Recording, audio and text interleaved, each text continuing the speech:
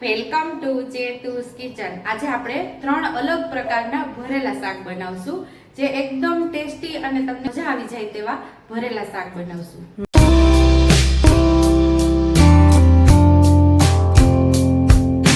ભરેલા ભીંડાનું ટેસ્ટી એવું શાક બનાવવાના છે। તો અહીંયા આપણે 300 ગ્રામ જેટલા ભીંડા લીધા છે, લીલા ધાણા અને ફાફડી ગાંઠિયા લીધા છે ફરસાણના।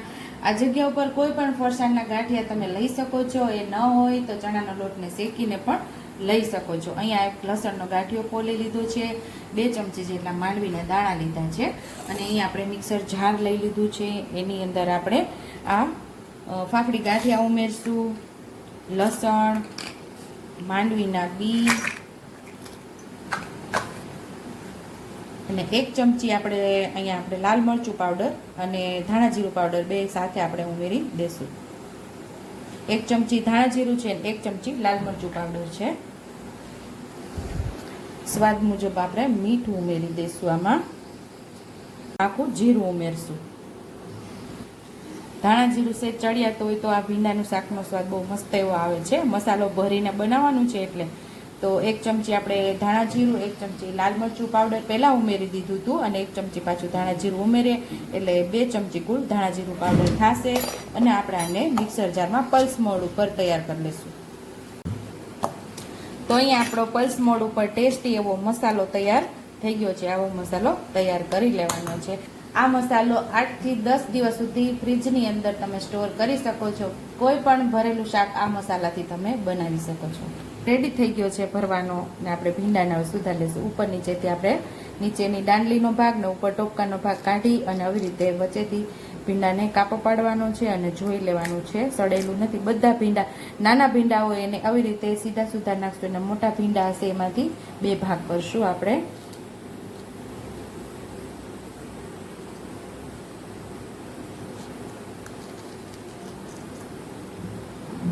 આવી રીતે મોટા ભીંડામાંથી આપણે 2 ભાગ કરી નાખશું।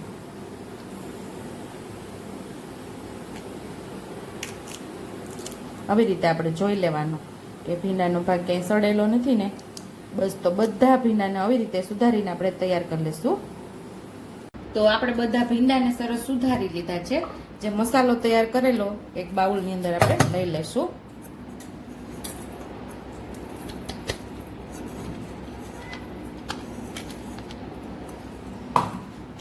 લીલા ધાણા ઉમેરી દઈશું। મીઠું તો આપણે મસાલો જ્યારે તૈયાર કરતા હતા ત્યારે જ ઉમેરી દીધું છે। અહીંયા આપણે 1 ચમચી જેટલું તેલ ઉમેરશું। 1 નાના પાવડા જેટલું મિક્સ કરી દઈશું।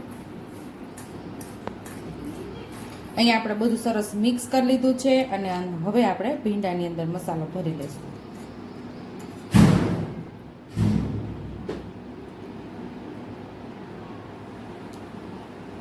પછી આવી રીતે દબાવી દેવાનો મસાલો ભરીને। આવી જ રીતે બધા ભીંડાને આપણે ભરી લેવાના છે। પછી આપણે એનો વઘાર કરશું। પછી આગળ હજી એક વસ્તુ ઉમેરવાની બાકી છે, એ જ્યારે ઉમેરીશ ત્યારે હું કહીશ કે આપણે હજી એક વસ્તુ ઉમેરવાની બાકી છે અને મેં બતાવેલી પણ નથી, હું આગળ કહીશ તમને। અહીંયા આપણે બધા ભીંડા ભરી લીધા છે અને આટલો મસાલો આપણો બચેલો છે। મેં જ્યારે મસાલો પીસતી વખતે હળદર ઉમેરેલી છે પણ એ વિડીયોમાં આવેલી નથી। તો અહીંયા આપણે 2 ચમચા જેટલું તેલ ઉમેરેલું છે। તેલને થોડું સરસ ગરમ થવા દેશું। અડધી ચમચી જેટલું જીરું ઉમેરશું। થોડી આપણે હિંગ ઉમેરશું।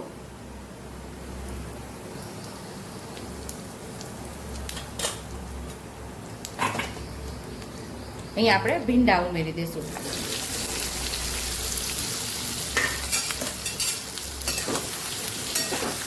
ભીંડાને આપણે સરસ સાતળી લેવાના છે।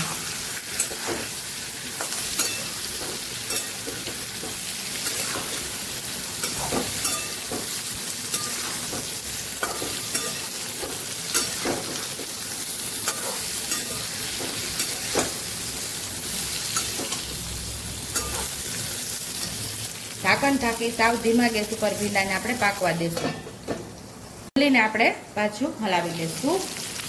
ભીંડાને આપણે ઉપર નીચે કરતા રહીશું એટલે બધી સાઈડથી સરસ પાકતા રહે। વચ્ચે વચ્ચે આપણે આવી રીતે હલાવતા રહીશું. મસ્ત એવો આપણો ભીંડો પાકી જશે. વળી પાછું આપણે ઢાંકીને ભીંડાને પાકવા દઈશું. પાછું આપણે 2-3 વાર હલાવ્યું. હવે થોડી જ વાર ભીંડામાં છે તો આપણે મસાલો ઉમેરી દઈશું ઉપરથી અને પાછું ઢાંકીને એને થવા દઈશું. 1 મિનિટ આપણે ભીંડાને પાછા પાકવા દીધા. હવે ખોલીને આપણે જોઈ લઈશું. હવે સરસ મસાલાને મિક્સ કરી લઈશું.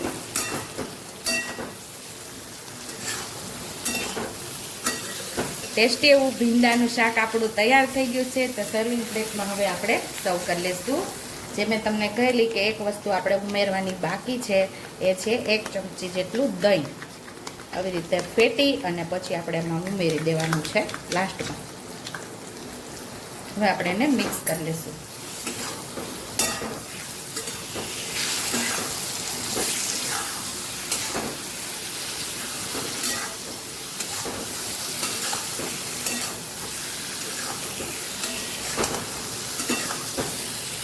તો દહીં સરસ મિક્સ થઈ ગયું છે ને પાકી પણ ગયું છે. તો હવે સર્વિંગ પ્લેટની અંદર હવે આપણે ભીંડાને સર્વ કરી લઈશું. ઉપરથી થોડા લીલા ધાણા ઉમેરી દઈશું. તો ટેસ્ટી એવું આપણું ભરેલા ભીંડાનું શાક તૈયાર છે.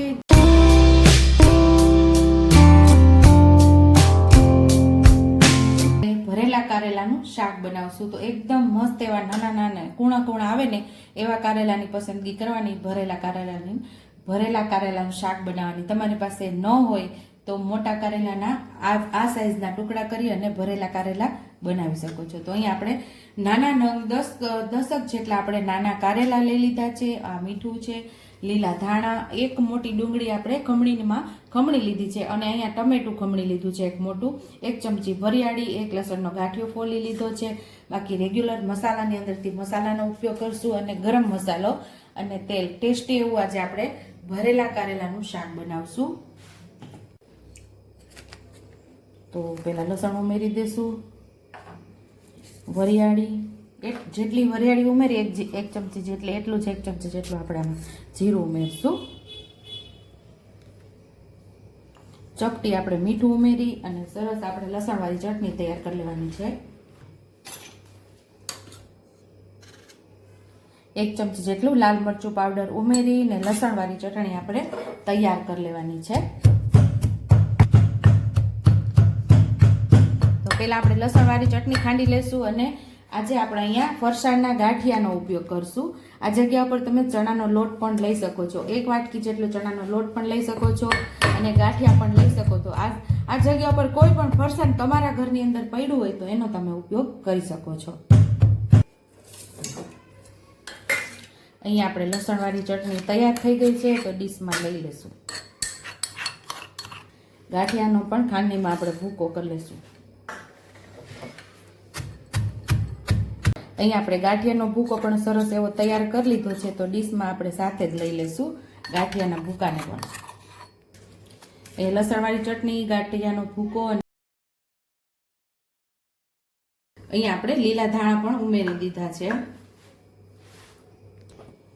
અડધી ચમચી જેટલો ગરમ મસાલો ઉમેરશું. અડધી ચમચી જેટલી હળદર ઉમેરશું. 1 ચમચી ભરી ધાણા જીરું પાવડર ઉમેરશું. ચપટી હિંગ ઉમેરશું. સ્વાદ મુજબ આપણે મીઠું ઉમેરશું. ગળપણ માટે શું ઉમેરશું એ આગળ હું તમને કહીશ. આ મસાલો તૈયાર કરી લીધો છે અને આપણે આને સાઈડ ઉપર રાખી દઈશું. 2 ચમચી જેટલું આની અંદર આપણે તેલ ઉમેરવાનું છે.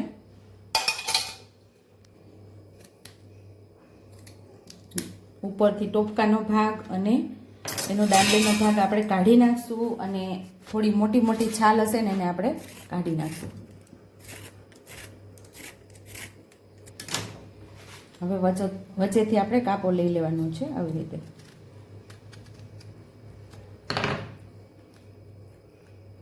અહીં આપણા કારેલાના બી કૂણા જ છે એટલે બી કાઢવાની કાંઈ જરૂર નથી. મસ્ત એવું આપણા કારેલા કૂણા જ છે. લાગે કે આની અંદર બિયા કડક છે તો આવી રીતે ચમચી લઈને પાછલા દાંડલાથી આપણે બિયા કાઢી શકીએ આવી રીતે.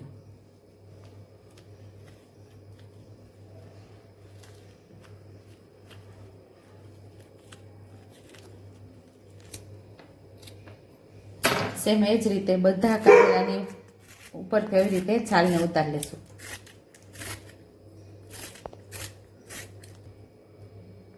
આપણે વચ્ચેથી કાપો પાડીને જોઈ લેવાનું, બિયાનો ભાગ હોય તો પાછલા દાંડલાના ભાગથી આપણે આવી રીતે કાઢી લેવાના છે, તો નીકળી જશે સરળતાથી.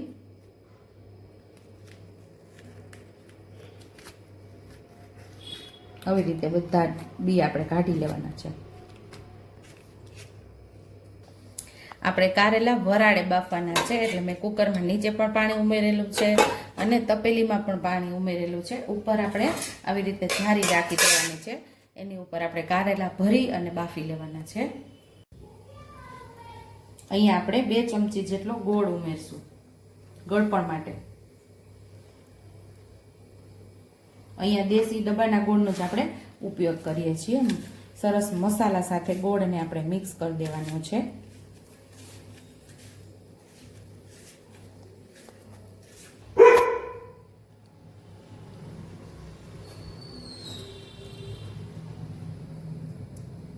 અહીંયા આપણે હવે કારેલાને ભરી લેવાના છે.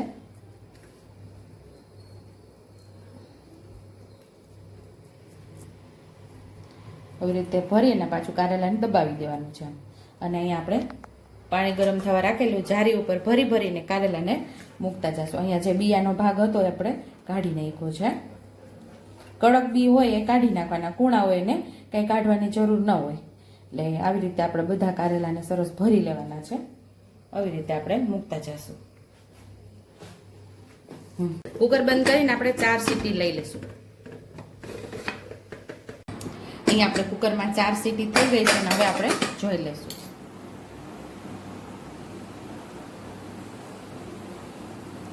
તો મસ્ત એવા અહીંયા આપણા કારેલા પાકી ગયા છે.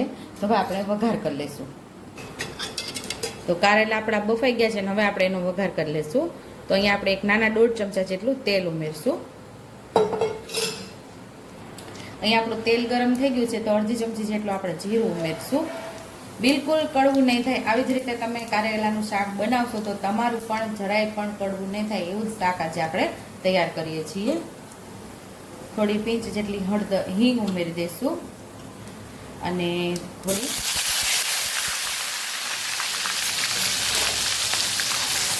ડુંગળીને આપણે ડુંગળીને આપણે જે ખમણેલી એને આપણે સાતળી લેવાની છે. અહીંયા અંદર ઉમેરીને ડુંગળીને આપણે સરસ સાતળી લેશું.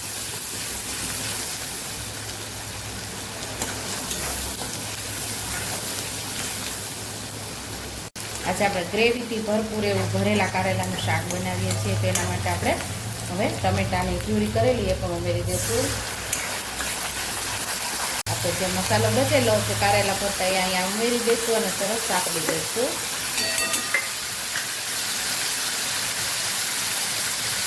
થોડું લાલ મરચું પાવડર ઉમેરશું, થોડી હળદર ઉમેરશું. મસાલાને સરસ આપણે સાતળી લેવાનું છે.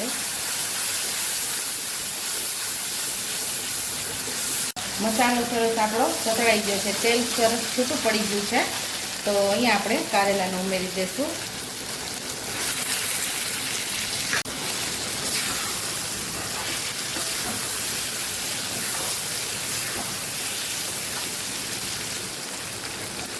અહીંયા આપણે એક નાની વાટકી જેટલું પાણી ઉમેરી દઈશું.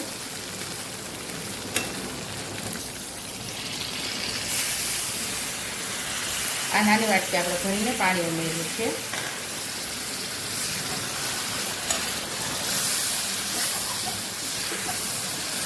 પાણી નાખીને આપણે સરસ ઉકળવા દીધું છે. તો મસ્ત એવું ઉકળી ગયું છે. તો અહીંયા ગ્રેવીવાળું ટેસ્ટફુલ ભરેલા કારેલાનું શાક આપણું તૈયાર થઈ ગયું છે. સર્વિંગ પ્લેટમાં હવે આપણે સર્વ કરી લઈશું. તો અહીંયા આપણું કારેલાનું શાક તૈયાર છે. ઉપરથી લીલા ધાણાથી આપણે ગાર્નિશ કરી દઈશું. તો ટેસ્ટી એવું ભરેલા કારેલાનું શાક આપણું તૈયાર છે.